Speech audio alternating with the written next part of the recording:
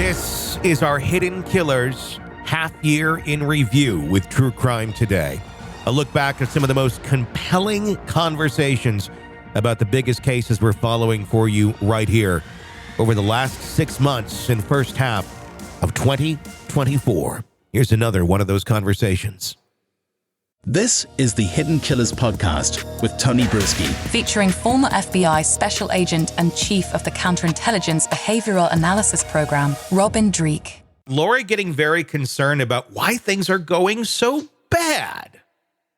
I want to know why that is 100% instead of 3% chance of having a problem. I think he was somewhat right in that. The other aspect was other people. It was a combination. I know it was a combination of other problems of the location, but what I'm saying is that it's a combination of only, 5 problems. I agree. That was a big one. It was a big one. Uh-huh. My faith in those kinds of guarantees are lower. And beggars can't be choosers. I get that. But you know what I'm saying. It's not like I get to pick the colors of everything that I want. He's just going to have to figure it out. Right. Since I'm here and I can't be in charge of the project. So. Yeah.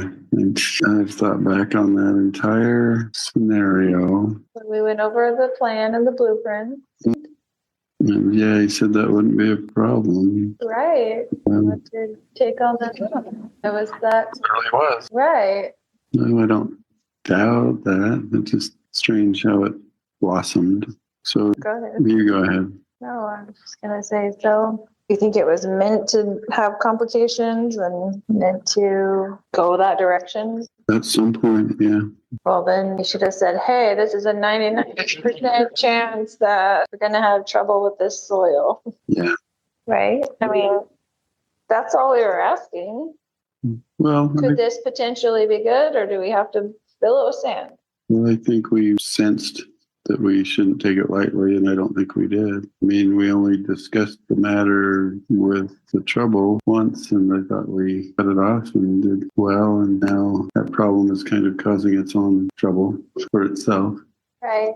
But there's other things in the project where when I'm going back over it, right, that I could have easily done or been inspired to do to avoid a lot of the issues that are going to come up with that. Yeah. That we weren't made aware of. So you see what I'm saying?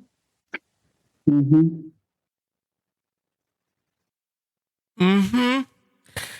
5 problems. JJ, Tylee, Tammy, Charles Vallow, and who gets the 5th slot?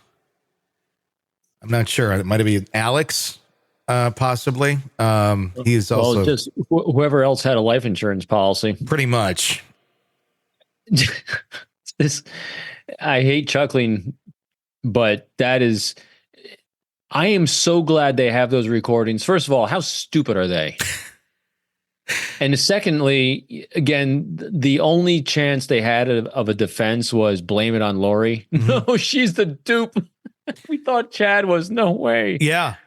Oh my gosh, she's just gullible narcissist, psychopath. Yeah. With an IQ of 2. He's got an IQ of 5. Yeah. I mean, and just, gosh dang, it's horrible. Yeah, I mean, and the way they lightheartedly talk about all this, but you got to put it in the perspective of them. They don't think they're talking about people. They think they're talking about some sort of divine goal or motive that they have or mission that they have to carry out. And that's why they're just so flippant about it. And they somehow got to get there. I know. The question I have, again, my curiosity with these types of individuals, when did that happen? Yeah. In the course of their life, because again, I don't have a PhD in that kind of psychopathy. I really wonder, because I know, when you're born with a lack of empathy, that sets you on the potential path to becoming psychopathic, because that's a huge lack of empathy. You're a pure predator. But in cases like this, where there's totally a lack of empathy, I wonder at what point they started, because again, you never go from 0 to 100. I wonder what that progression was, where they started objectifying everyone in their lives, because it just didn't say these two didn't wake up one day and say, all right, we're going to claim everyone is a dark spirit, a dark person, kill them off, get their insurance policies, and we're going to live happily ever after in Hawaii. I'm curious at what point they started rationalizing that behavior to do that, because it's so bizarre. It makes you wonder, who else who has passed in these people's lives was not a natural. I mean, there's other husbands of Lori that have died that are questionable. Who I'd love to talk to is the ones who are still alive, like the original ones. Like, those would be interesting people to hear. What was life like with Lori, and why did it end? Like, were you scared for your life? Were you concerned that something was off? Because it wasn't quite Daybell time yet, but if she wanted something done, I'm guessing she probably would have found a way to do it even back then. My conjecture hat on for this one is that the relationships she probably had leading up to this had moments where they started becoming unhealthy enough that if they were involved with healthier people, you just said, before this goes sideways and crazy, I'm done. I'm walking away. So I don't think there was any fear with anyone else along the way. It's just because of relationships that she can only have unhealthy relationships.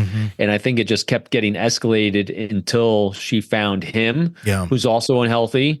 They're both incompetent when it comes to life skills, and they came up with a methodology for providing for themselves and get rid of everyone else. Yeah. Sick of the ads? We are too. Start listening with no commercials now and get access to all of our episodes in advance of everyone else. Become a True Crime Today Premium Plus subscriber on Apple Podcasts. Search True Crime Today Premium Plus on Apple Podcasts or go to our podcast page and sign up now. True Crime Today Premium Plus. Sign up now.